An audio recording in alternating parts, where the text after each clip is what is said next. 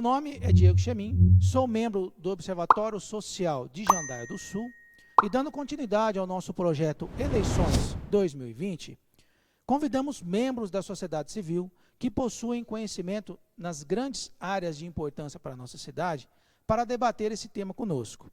Hoje, convidamos o professor Ederson Dias, mestre em Geografia pela Unicentro, com trabalhos acadêmicos na área de impactos urbanos em sistemas fluviais, e profissionalmente atua como documentador escolar, professor do ensino superior e diretor substituto do Colégio Estadual Unidade Polo. O mesmo abordará a temática meio ambiente relacionada ao nosso município. Seja bem-vindo, professor Ederson. Obrigado, Diego. Agradeço o espaço cedido pelo Observatório e também parabenizo esse Observatório por essa iniciativa tão importante para tratar esses temas do nosso município. Muito bem, professor. Então, quais são as principais problemáticas ambientais em nossa cidade? Bom, Diego, essa pergunta, para a gente poder falar dela, é necessário a gente contextualizar o meio ambiente. O que vem a ser o meio ambiente? O meio ambiente, por si só, é um conceito muito amplo, muito holístico. Muitas vezes, no senso comum, quando fala em meio ambiente, o indivíduo ele remete somente aos aspectos naturais. Mas dentro dessa questão da gestão pública, o meio ambiente ele embarca aspectos relacionados à sociedade, à natureza e ao homem. Então, nesse sentido, por si só, ele é muito abrangente. Tentando fazer um paralelo para melhor entendimento, pensa num carro. O carro a gente tem a questão da lataria, tem um profissional. Tem a questão do pneu, é outro profissional. Tem a questão da mecânica, da elétrica. A mesma coisa no meio ambiente. Em relação aos problemas, eu vou ter queimadas, eu vou ter saneamento básico, eu vou ter problema de lixo, eu vou ter problema de solo, eu vou ter problema de poluição de água, entre outros problemas, a questão de animais, a questão de arborização urbana. Então, falar em meio ambiente, por si só, é um tema que demanda grande cuidado, grande apreço, conhecimentos de várias áreas. Então, nesse sentido, é fundamental que se aborde esse tema. Outra questão para falar em meio ambiente é considerar o urbano, a cidade. Assim, o que vem a ser a cidade? Ela é nada mais, nada menos do que uma pequena área territorial onde concentra pessoas. Então, eu tenho, por exemplo, uma cidade de Jandaia do Sul. Eu tenho cerca de 18 mil habitantes, numa área pequena, territorialmente falando. E eu tenho aqui uma concentração maciça de energia e matéria. Então, para dar vida a essas pessoas, logicamente, a gente vai gerar uma série de resíduos. Então, é consenso em todas as cidades do Brasil, problemas decorrentes do meio ambiente urbano, dada a forma como se organiza as cidades. Então, nesse sentido, toda cidade, ela decorre da sua funcionalidade a geração de problemas ambientais. E no caso de Jandaia não é diferente. Então, voltando à sua pergunta, assim, em linhas gerais, problemas ambientais bem latentes que a gente observa hoje. A gente pode abordar a questão do saneamento básico, a gente pode abordar a questão da arborização urbana. Dentre outros, mas a gente pode focar nesses dois aqui, nesse espaço, nesse momento agora. Muito bem, professor. Já pegando esse gancho, então nos explique um pouco mais a questão do saneamento básico, que é tão importante e existe essa grande demanda no país e, consequentemente, em nossa cidade. Então, Diego, saneamento básico. Então, em linhas gerais, é a oferta do Estado, obrigado pela Constituição, de uma série de serviços ao cidadão. Então, a gente pode subdividir isso em abastecimento de água potável. A gente pode falar também da questão do tratamento de esgoto. Podemos falar também da coleta e do destino dos resíduos sólidos, o lixo. E podemos falar também da questão da gestão das águas pluviais, que são as águas de chuva.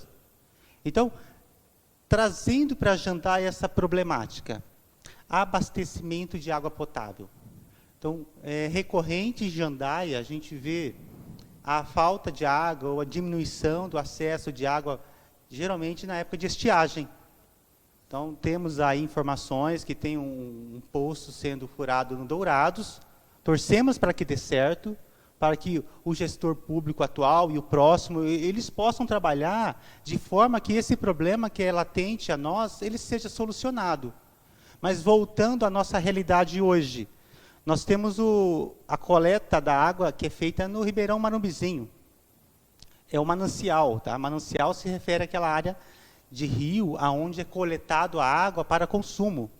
Então, é crucial que essas áreas onde é coletada a água tenha esse trabalho, esse projeto de conservação, de preservação. Então, no primeiro sentido de problema ambiental, temos essa questão do abastecimento. Falando da questão do saneamento relacionado à coleta e o tratamento dos nossos esgotos. Eu publiquei 4 artigos em revistas especializadas que tratam sobre essas temáticas. Para a gente falar um pouco disso, a gente deve caracterizar a Jandaia. A Jandaia tem mais de 90% da sua população que mora na cidade, considerando o município. Outro aspecto é a topografia do município. Jandaia do Sul, a área urbana, ela se localiza na área de topo. Então, eu tenho aqui a divisão de 2 bacias principais. Do lado norte, que drena para o rio Pirapó. Do lado sul, que drena para o rio Ivaí. E bem nesse espigão está localizado a área urbana de Jandaia do Sul.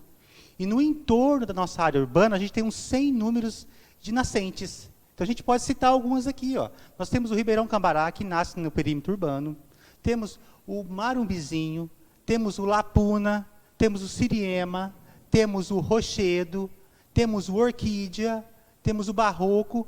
Então, são uma série de canais, de pequenos canais, que nascem dentro da nossa área urbana.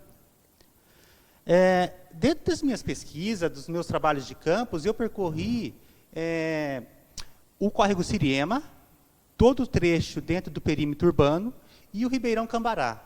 Então, a gente identificou uma série de canais irregulares, de despejo de resíduos urbanos, sem nenhum tratamento. Então, esse é um problema presente, que a gente observa nos trabalhos de campus. E isso está na nossa cidade hoje. E deve ser sanado isto. Porque a gente sabe o que decorre de problemas disso. A gente tem poluição das nossas águas, principalmente no Marumbizinho, que é onde a gente coleta a água para bebermos. Então, é fundamental o planejamento, o cuidado, a preservação dessas áreas.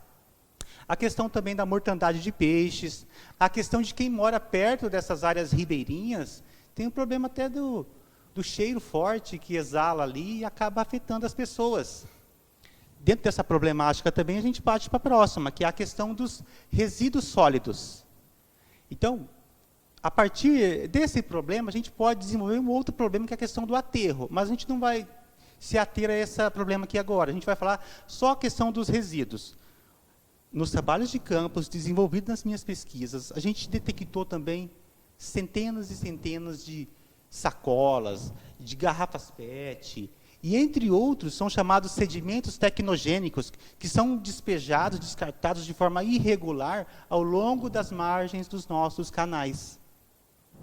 Ligado a esse problema, a gente vai para a questão da gestão das águas pluviais. Bom, nós temos a área urbana, que fica no topo, e as nossas nascentes, que ficam nas bordas, na parte inferior. É questão de gravidade.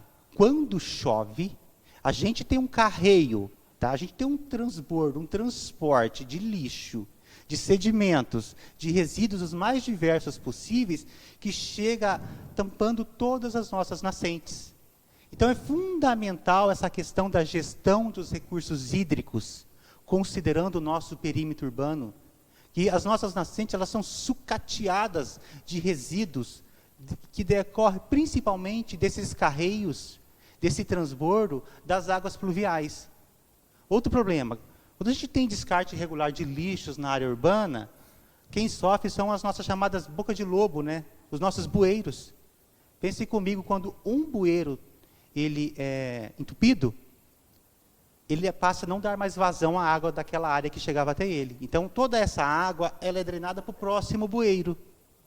Porque é lógico, a área urbana ela acarreta o quê? Ela acarreta na impermeabilização do solo. Então, eu tenho toda a estrutura de calçadas, de prédios, de asfaltos, da própria compactação do solo, que é próprio do meio urbano. Então, a capacidade de infiltração na área urbana ela é ínfima, ela é muito menor, se a gente for comparar com a área rural. Então, nesse sentido, a cidade por si só, ela favorece, ela potencializa isso. Então, outro problema, outra necessidade é a manutenção dos nossos bueiros, porque isso potencializa essa questão do alagamento. Então, qualquer evento pluviométrico muito mais intenso, por exemplo, 100 milímetros em 24 horas, quem mora em áreas de baixada, em áreas de fundo de vale, ele está suscetível a sofrer um alagamento. Principalmente se não houver esse trabalho com os nossos bueiros, né, de manutenção, de limpeza rotineira deles. Muito interessante, uma temática com uma verdadeira aula o professor Ederson está nos dando aqui hoje, em relação ao saneamento básico. E essa temática vale, talvez em um outro momento, ser abordada com ainda maior profundidade, e aí há uma infinidade de dicas para o futuro gestor. Com relação, professor, uma outra temática também de grande importância e que afeta também diretamente a vida do cidadão, é a questão ambiental envolvendo as áreas verdes. Como o senhor pode aí contribuir com relação às ideias para que a gente possa pensar, olhar para essa questão de uma forma diferente ou de uma maneira mais aprofundada? Bom, Diego, a gente trazendo para a nossa localidade aqui, Jandaia do Sul, a gente observa, basta andar pela cidade, vários trechos do setor urbano, onde é mínimo a presença de árvores. Então, agora no verão, chegando no verão agora, a gente vai sentir isso, o quão disputado que é uma árvore por carros e pessoas. Então, é fundamental a arborização urbana. Ela tem vários atrativos, tá? O principal, assim, o mais óbvio, é a questão da sombra e da temperatura. Então, ela diminui, ela mitiga a temperatura média no centro urbano. Outra questão também, a própria atração de espécies de aves, entre outras, que vêm contribuir. A questão também da beleza cênica, fundamental, quanto belo. Tem até aquele ditado, né, selva de pedra. Fundamental a gente ter árvores dentro da nossa cidade, dentro do nosso meio urbano. Outra questão também, a própria valorização imobiliária, favorece a infiltração da água, entre outros fatores positivos. Mas a gente observar para a realidade hoje, ainda há deficiências, há lacunas a ser preenchidas quanto ao trabalho na arborização urbana. Só que a questão da arborização urbana não basta somente plantar árvores. É fundamental um plano de arborização urbana. Então, existe toda uma ciência por trás de plantar uma árvore. Então, tem que plantar uma árvore, tem que saber qual espécie que é, o adensamento dessas árvores, a questão do tamanho da calçada, a questão também das estações que ela dá flores, dá frutos, a questão também de fazer um levantamento rotineiro daquelas que estão doentes, que estão com broca, que estão suscetíveis à queda. A questão também do manejo de podas. Não basta plantar uma árvore e deixar ela virar um monstrengo, depois não consegue cortá-la mais, dá maior mão de obra. Então, nesse sentido, um plano de arborização urbana ele vem para sanar essas problemáticas decorrentes do manejo inadequado de um plantio de uma árvore dentro da cidade. Muito bem, professor. Mediante a tudo que o senhor pode nos expor aqui, que dica, de que maneira, segundo vossa opinião, o gestor público pode atuar para procurar sanar, mitigar esses problemas? Bom, Diego, a minha fala inicial já deixou bem claro que meio ambiente é muito holístico, é muito complexo, abarca várias áreas. De maneira alguma, uma pessoa ela consegue dizer que ela dá conta do meio ambiente, porque por si só, ele é um tema muito abrangente. Então, o gestor público ele tem que ter esse entendimento de ouvir, a partir de consultorias, de vários profissionais, das muitas contribuições que a ciência pode dar para a gestão ambiental dentro da alçada municipal. Então, esse seria assim, a primeira iniciativa de um gestor público, de ter esse apreço por ouvir, por se atentar pelas várias áreas da ciência. Por exemplo, um químico, um biólogo, um geógrafo, um geólogo, um engenheiro, entre outros. Então, nesse sentido, é fundamental essa questão da capacitação técnica da equipe que vai fazer a gestão desta área. Outra coisa também é ouvir as pessoas. Os problemas, eles estão nos bairros, eles estão no nosso cotidiano, no nosso entorno. Então, superar aquela visão verticalizada, hierárquica, de baixo para cima. A gente tem que horizontalizar essa abordagem ambiental, de ver as demandas, de ver as preocupações, aquilo que afeta o dia a dia das pessoas.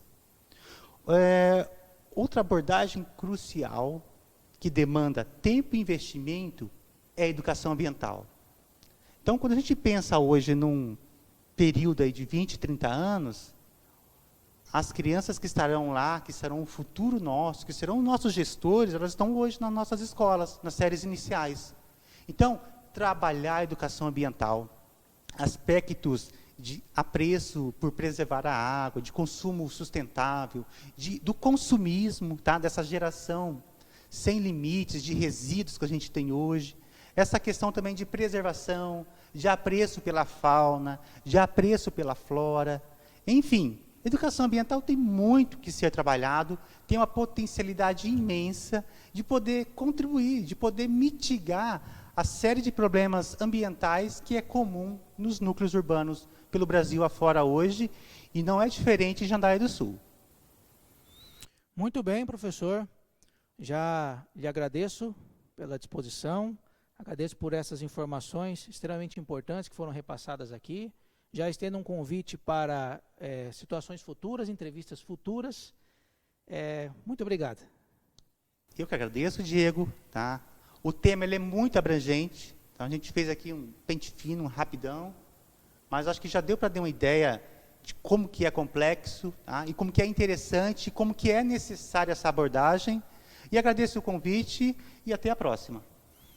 Muito bem, agradeço a todos aí que nos acompanharam.